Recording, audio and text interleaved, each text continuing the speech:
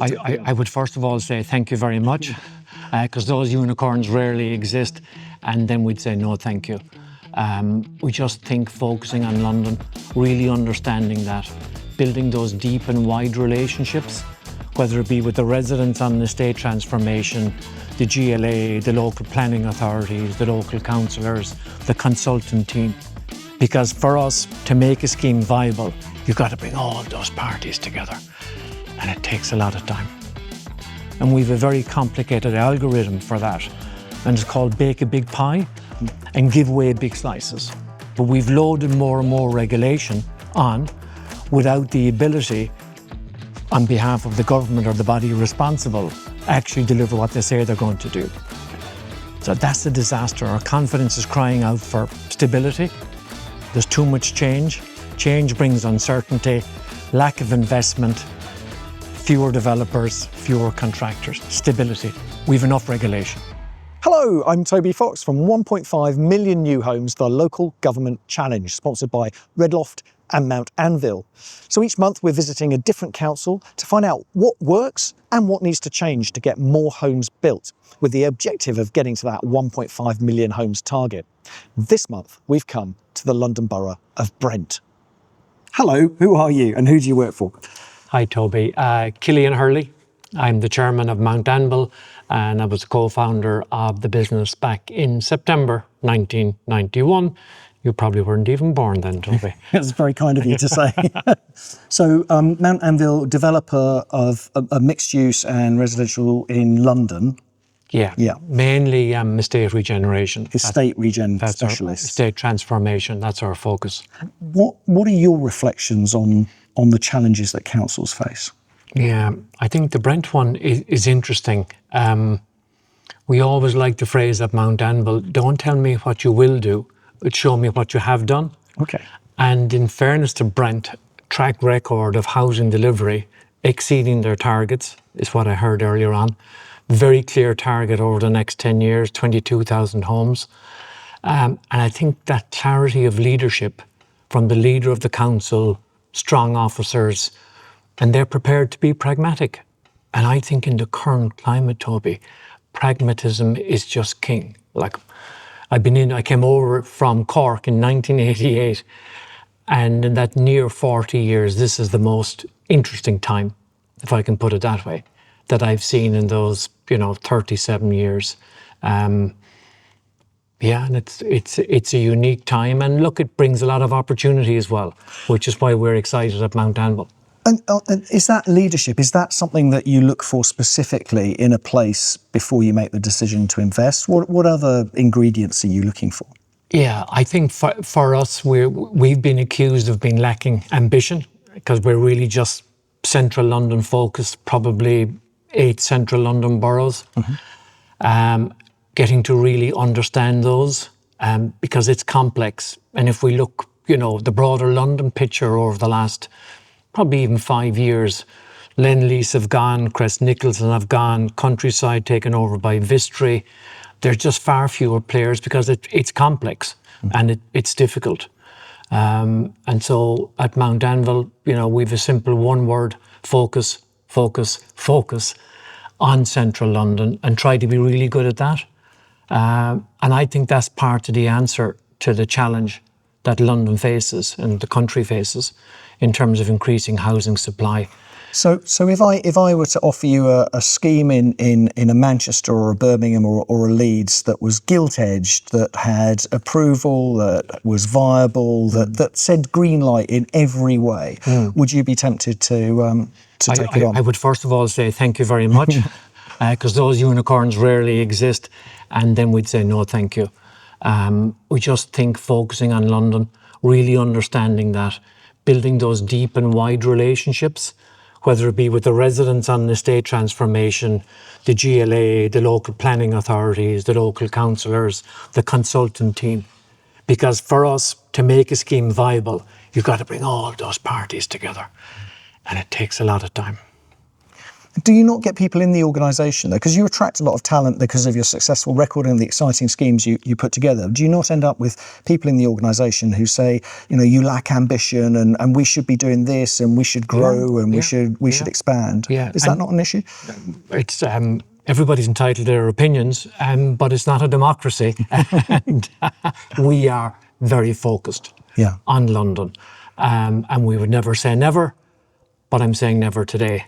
And that'll take us through the next few years, certainly. And what does that focus bring? What are you developing in London? Yeah, interesting. I was doing some scribbling with James Owen, our land director, on the way up to Leeds for the housing conference recently.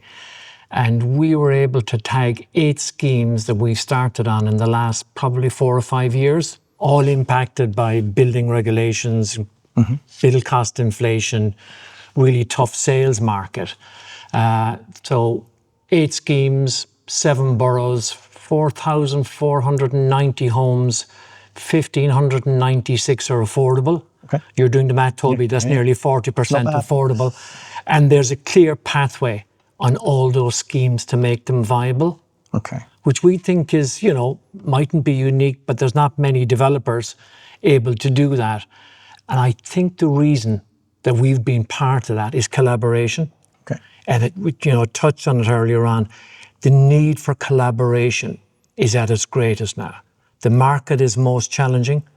No one person has all the right ideas, so engage with the local residents, engage with the politicians, the planners, the GLA, the consultant team, and get the best ideas from everybody. And clarity of purpose, which brings it back to Brent, they are very clear what they want. They have a clear list of priorities, and that makes it an attractive borough to come into. And in order to have 8 schemes that are all viable, all estate regen schemes, so they're complex and they're significant, you must have quite firm control over your supply chain as well, right? Yeah, firm control is probably too strong a word, but one of our learning points, Toby, over the last few years, invest time with people. Yeah. Understand our supply chain. How do we make them more efficient? How do we enable them to go fishing on a Friday afternoon because they've done all their work in the first 4.5 days? So looking for those win-wins, and it's the same with the planners and with everybody else. How do we get those genuine win-wins? And we have a very complicated algorithm for that. And it's called bake a big pie and give away big slices. Elaborate. So in the context of people say, we can't do 35% affordable housing. We certainly can't do 40% affordable housing. Marcus Bate, who heads up our planning side, would say, do you know what? You want 40% affordable housing. You want it all social rent. This is how we can provide it. And we'll need to go this height, this density. How does that sound? And the pragmatic council say, we don't like the density, but actually we prefer the social number of social rented homes. So we get to that position where there's a bit of tension. We listen, we respond, you do many iterations, and you get to that spot by collaborating with people. And we touched on the supply chain just now, and I'm interested because I'm often talking to people about supply chain, and it's a sort of amorphous kind of blob. We don't really dig into what that supply chain is. Do you have any similar kind of golden rules about who you'll work with, or what kind of geographies the supply chain must be based in, or what kinds of people? Not so much geography.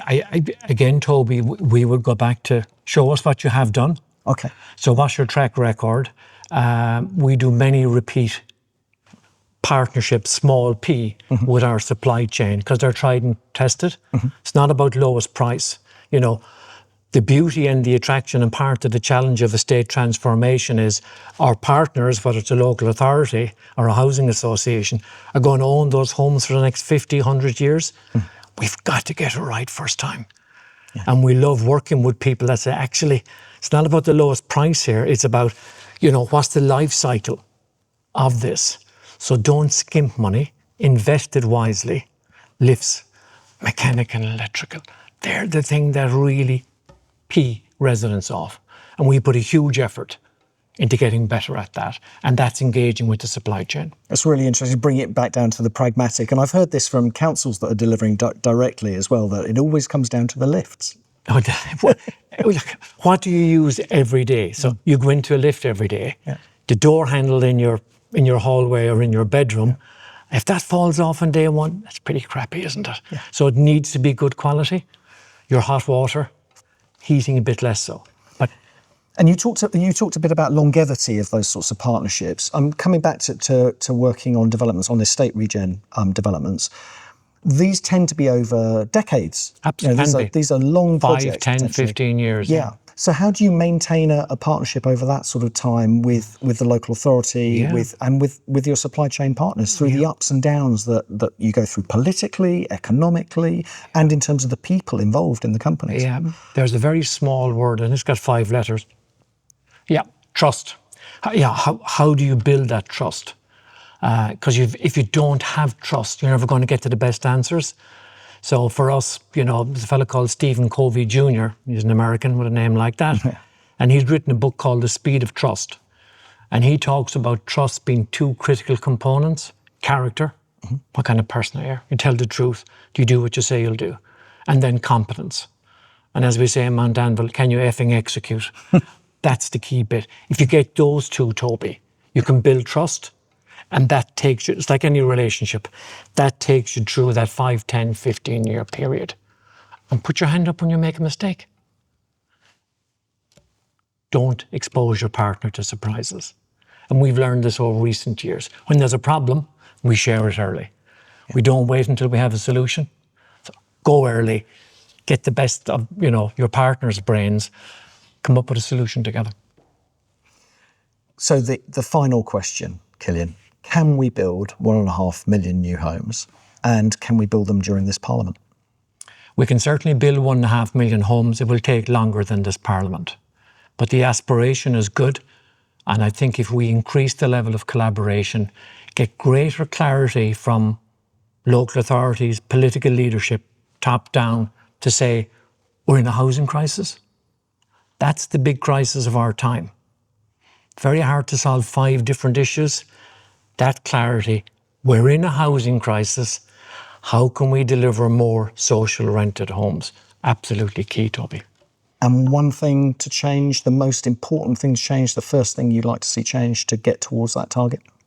No new regulations on building. We've too many of them. Okay, I'm just going to unpick that slightly, because I've just been talking with Jerry Ansell from Brent Council about regulations, and his perspective on that is the regulations are fine, it's how you implement them, and you need to be implementing regulations in a way that delivers outcomes. So anticipate the problems that you're going to come up against and make sure that you're mitigating against them before you get to the point where the regulation is a problem. Yeah, and look, that's a really long-winded way of going. No, and look, and it's a super point. But we've loaded more and more regulation on, without the ability, on behalf of the government or the body responsible, actually deliver what they say they're going to do. Okay. So that's a disaster. Our confidence is crying out for stability. There's too much change. Change brings uncertainty, lack of investment, fewer developers, fewer contractors. Stability. We've enough regulation. Would it be? Would it be fair to say that you would be in support of the building safety regulations? We don't want houses that are going to catch fire, but not of the way that they're being implemented. The implementation has been very poor, and there's also a balance to be got within there, because we have a huge housing crisis. Local authorities are spending £4 million a day on temporary accommodation. 1,200 people a year die as a result of being homeless. That's greater than anybody has died in a major fire tragedy, obviously. So it's keeping that balance, Toby. My general principle would be give a carrot rather than a beating, because people find a way around penalties. Why not put in an incentive? Incentive for local authorities, incentive for developers. Reward the guys who are delivering. You'll get better outcomes. Killian Hurley from Mount Anvil, thank you very much for your contribution to 1.5 million new homes, the local government challenge. Thank you. And that's it for another episode of 1.5 million new homes, the local government challenge, sponsored by Redloft and Mount Anvil. And that's it from Brent, but we're going to be back with another council next month. So until then, if you could hit like and subscribe, we'd be really grateful. And we'll look forward to seeing you next time. Thank you very much for watching.